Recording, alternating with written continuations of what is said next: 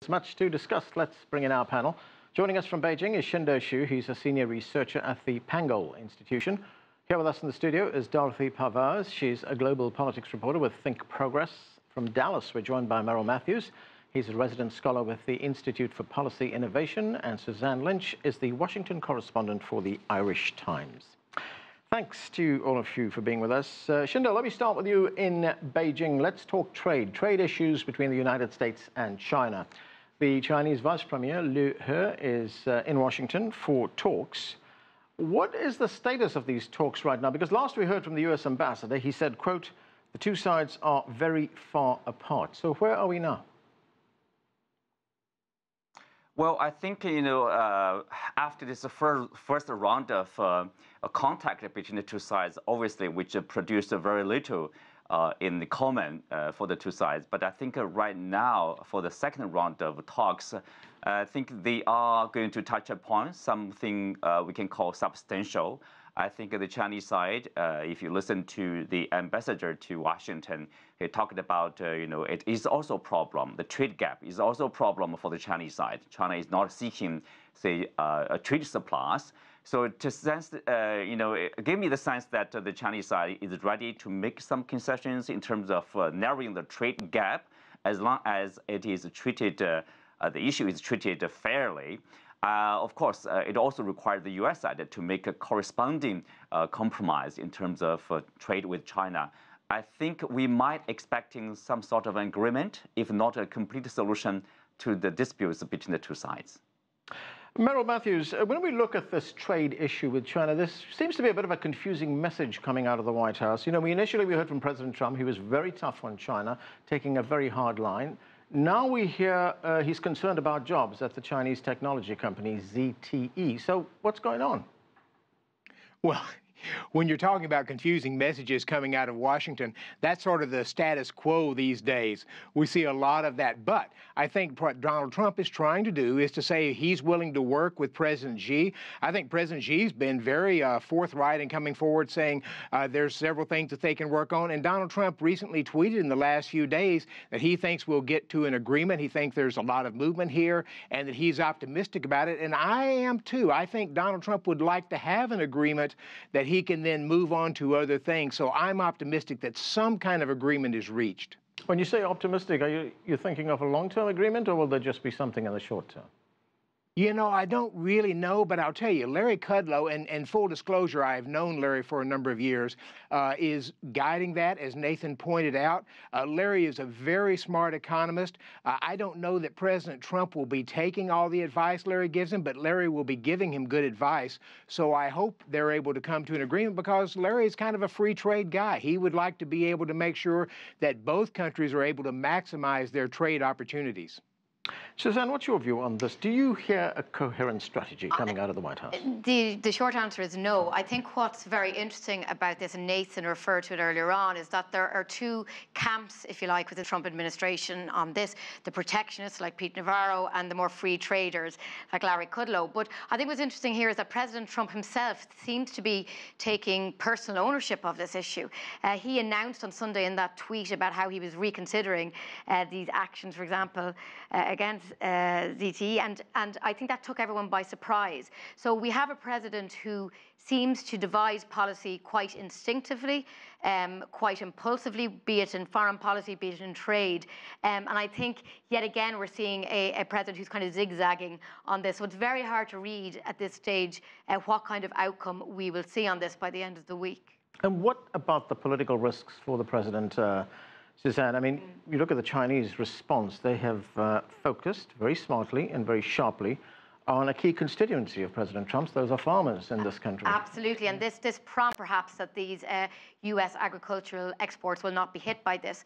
But there are two constituencies here to think about. Yes, there are the kind of big swathes of Republican farmers who voted for Trump who are concerned about this, but there are also the American workers, the manual workers, who may be concerned about their own jobs. And it's interesting that Donald Trump chose to actually refer to Chinese jobs in one of his tweets on this issue, which took a lot of people by surprise.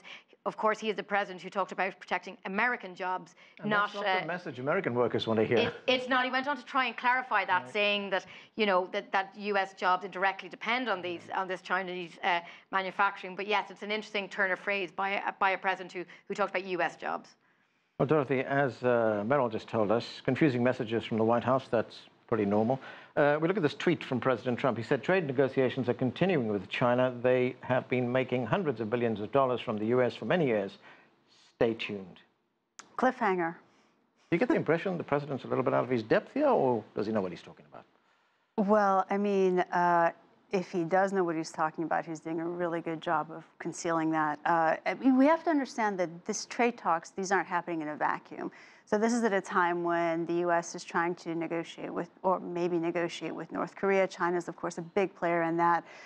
They've torn apart, the president is trying to tear apart the NAFTA deal with North American Free Trade Agreement with Mexico and Canada. He's torn apart the Iran deal, which, you know, means more sanctions on everybody, including China, if they continue to trade with Iran. So, I mean, none of this is happening in a vacuum. I mean, you can't set fire to everything at once. There will be consequences. So I think right now he's pragmatically deciding what sort of smaller fire he needs to put out in order to maybe, you know, reap some gains down the line, probably with North Korea. And let me just weigh in on that political risk there that you mentioned. It is a big political risk for him. 3 or 4 months ago, the U.S. economy looked really strong, and they need that from the Republican side going into the November elections. Right now, you've got numerous reports coming out from various sources saying businesses are beginning to scale back, holding off, not investing, not hiring, and other things, simply because they don't know whether they will get slapped with those tariffs. And so that could be very damaging to the U.S. economy, and Trump doesn't need that going into November. So it's a huge political risk for him if he doesn't come out on the upside on this.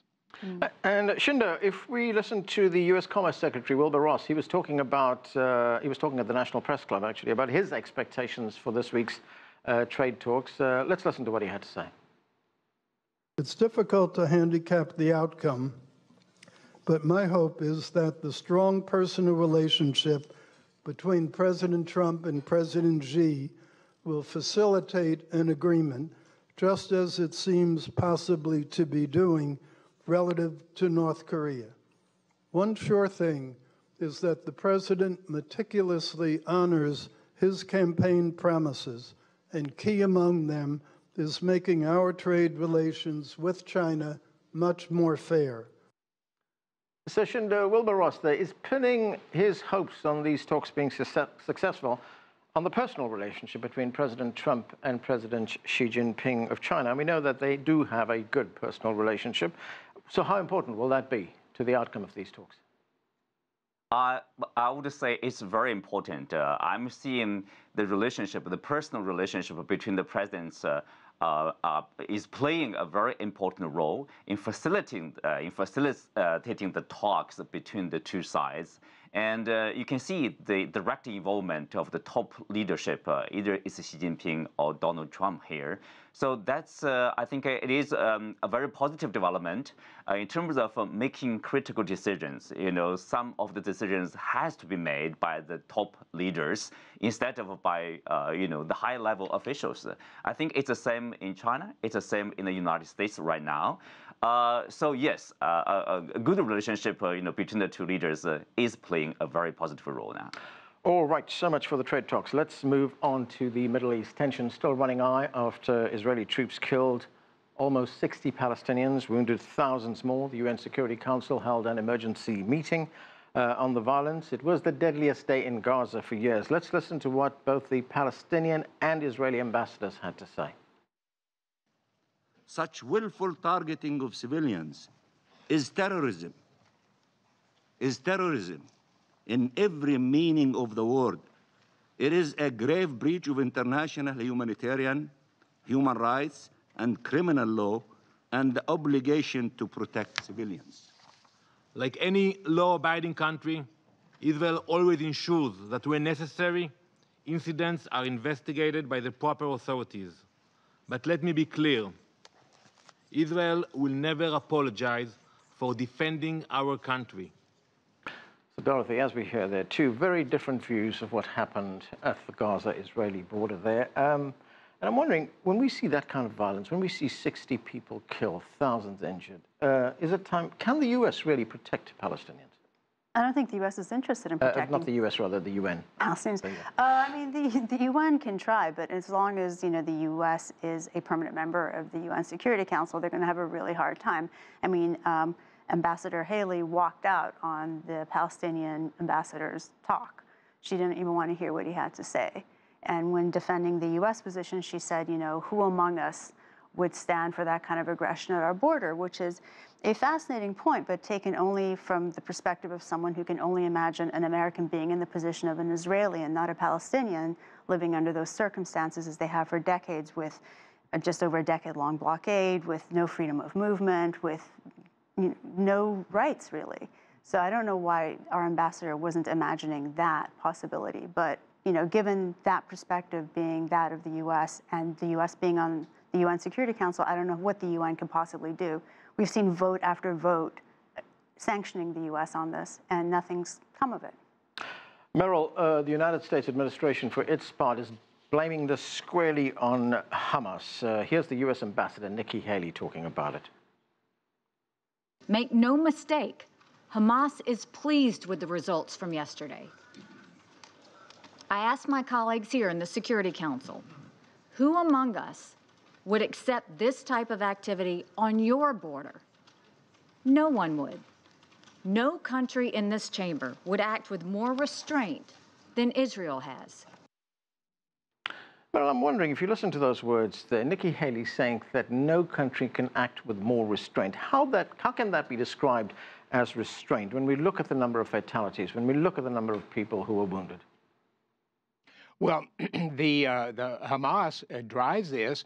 It encourages people to do this, and I would argue that Hamas doesn't just see the losses as, let's say, acceptable losses, but as advantageous losses, because it uses it for a media blitz. We would not be talking about this if, apart from this tragic loss of life there. So it promotes the Palestinian cause, and the world responds to these tragic losses. But if you say Hamas wants us to be a media blitz, it's Israelis who shot the Palestinians. Why would they do that? Why would they play into Hamas's hands? Well, because they're trying to protect their border. Not being there, you can't necessarily defend everything Israel has done, but they are trying to protect the border, and they are having riots on their border. So I support Israel's ability to be able to defend their border. Suzanne, what's your view? I mean, this did take place at a time when the United States formally moved its embassy from Tel Aviv to Jerusalem. Yeah, of course, Nikki Haley made the point today that this decision to move the embassy was not the reason for the violence. She pointed out that this violence had been happening for about 6 weeks. But we know that this was the culmination of those protests, if you like, and of course it coincided with the 70th anniversary of the foundation of the Israeli state. But I think it's interesting here is that America is finding itself completely at odds with so much of the rest of the international community on this, particularly in Europe. So today we've seen an outrage reaction from most countries in Europe. My own country, Ireland, summoned the Israeli ambassador. Belgium summoned the Israeli ambassador. They believe in the European Union that, the two-state solution is on the table, and Jerusalem, the status of Jerusalem, is there to be negotiated, but at the end process.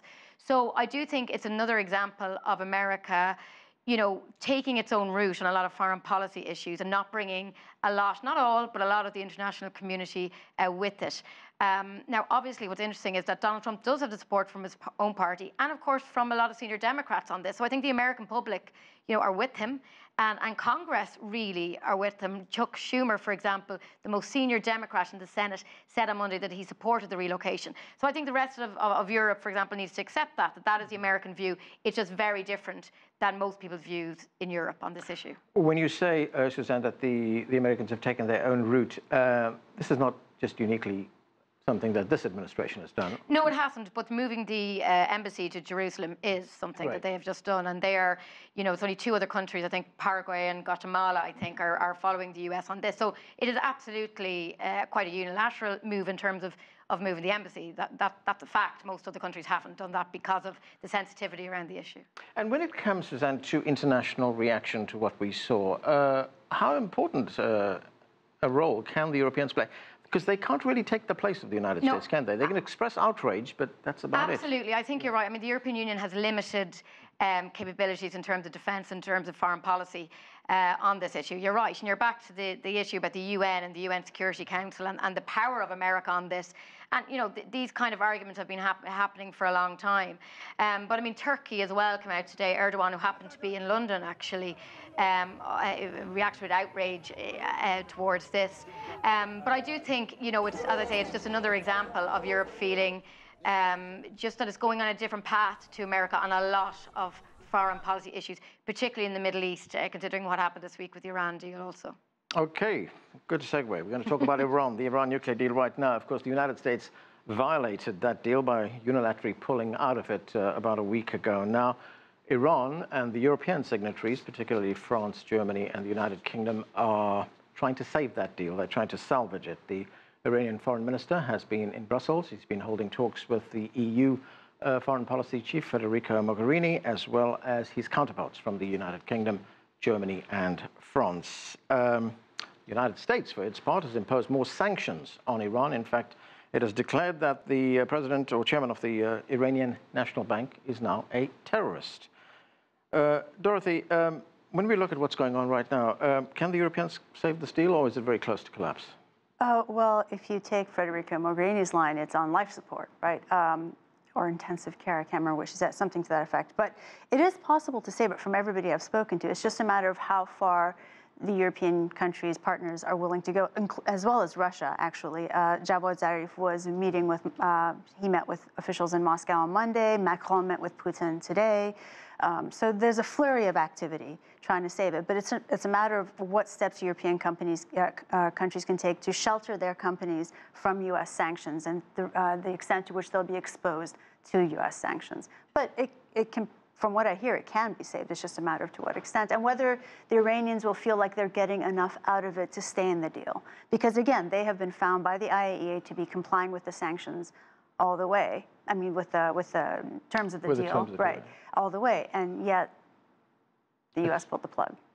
Suzanne, to Dorothy's point about how far the Europeans will go to salvage this deal, European companies are involved. And I'm wondering, at some point, are the Europeans going to do some kind of cost-benefit analysis and say, you know what, this is not worth us? The investment is very small in Iran. They are going to say, this is not worth it for us to be at loggerheads with the United States. That's one thing. The other is that these are private companies in Iran. You know, the EU and politicians can say one thing. These companies can say, no, we're going to get out. Yeah, it's true. And getting back to what we were talking about before, I think the European Union wants a foreign policy win. It's eager to show as an institution that it has muscle when it comes to international diplomacy. And the Iran deal was one of the key achievements of the EU on foreign policy, where it's been lacking before.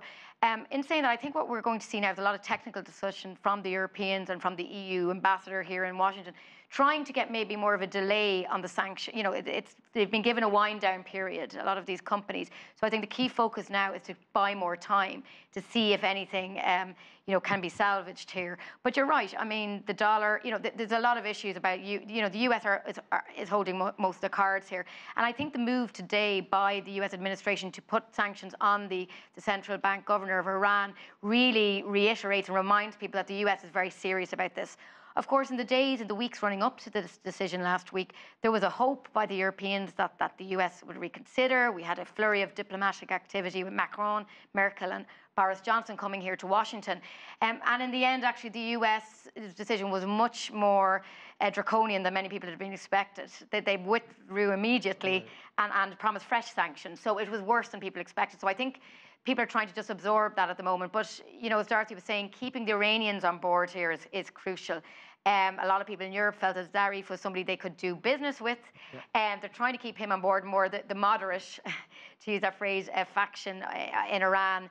Right. But how long Iran can keep that up is another question. Because they've not seen many benefits so far. Well, I mean, I think Iran has done quite well. I mean, yeah, I mean, it's going to want to know what's in it for them to keep going on this. Is there any point in pursuing this? But I think, look, the Iran deal was great for Iran. There's no two ways about that, and they're very well aware of that as well. Merrill, you know, one of the complaints we hear ever since Donald Trump made this announcement that he was pulling out of that Iran nuclear deal, the JCPOA as it's called, one of the complaints we've heard is that there was never a plan B. What is the U.S. endgame here? There is not a plan B as far as I know, but Secretary of State Mike Pompeo has made it clear that he would like to be able to reach an agreement with other countries and Iran. And I think there's two issues here that are really driving this from the U.S. standpoint. Iran's continuation of testing ballistic missiles and its state sponsor of terrorism, including Hamas. If Iran will scale back both of those, I think you'll see some willingness of the U.S. to be able to compromise on this, but it has to be willing to do that. You know, I've often heard that, you know, Iran's ballistic missile program, Iran's activities in the region, etc. But those issues were not in the initial agreement. No, they weren't, but that's one of Donald Trump's biggest complaints is those issues were not in the initial agreement. He wants to try to find, at least from a side agreement, some way to curtail those activities, and if there is some ability to be able to do that and he gets support from the other 5 countries, then I think you'll see some kind of agreement develop. There's another consequence of this, Merrill, and that it's created a division, a pretty deep division it would look like, between the United States and its European allies. It has, and as was mentioned earlier, we seem to be going a different way on a number of foreign policy issues. But I think I would argue that it's time to go a different way. What we've been doing in the past, especially with the Palestinians, just hasn't worked. You know, several years ago, Barack Obama said we've been exiling and out with Cuba for 50 years. It hasn't worked. It's time to try something different. I applauded that, and I think Donald Trump is trying to try something different here. Do we know what he's trying? I'm sorry, what? Do we know what he's trying? You say he's trying to do something different. No, it's very seldom that you know what Donald Trump is trying to do before it actually becomes clear later. But he is taking some steps in that direction with the moving of the embassy to Jerusalem, and I think that's exactly the right thing to do right now. Let's not forget, of course, that China is also a signatory to that nuclear deal with Iran. Qinduo, the Iranian foreign minister, met with the Chinese foreign minister, Wang Yi, over the weekend. Now, of course, China and Iran, they share a strategic partnership with China's Belt and Road Initiative. Do we expect, are we going to see this relationship get even stronger now? Not exactly. I think, of course, there is a growing Chinese investment in Iran. Iran is an important partner in the Belt and Road Initiative. China does not like to see the U.S. Unilateral policy basically to give up the nuclear deal over there because we don't have a plan B. And we don't know what will happen afterwards. And even the U.S. is pursuing a new agreement, but it will take time. It is very difficult to remember in the first place to reach the current deal, which is abandoned by the Trump administration. So there's a growing frustration on the Europeans and on the Chinese side, and also on the Russian side, I say. And of course, the real challenge is for the Chinese side as well as the Europeans is like if you continue to do investment, your company could be sanctioned by the U.S. So I don't see there's much to do for the Chinese side. But anyway, there's the frustration and the unhappiness toward the U.S. It will only grow. But I guess there will be kind of like a consequence because you see, what you are seeing is the U.S. going alone on Iran, on the Jerusalem decision, and on Paris Agreement, things like this. Because, you know, the other guys will be fed up one day. Okay, and that's where we have to leave it. Thanks to all of you for being with us. That's it for this edition of The Heat. I'm Anand Naidu in Washington, D.C. Thanks for watching.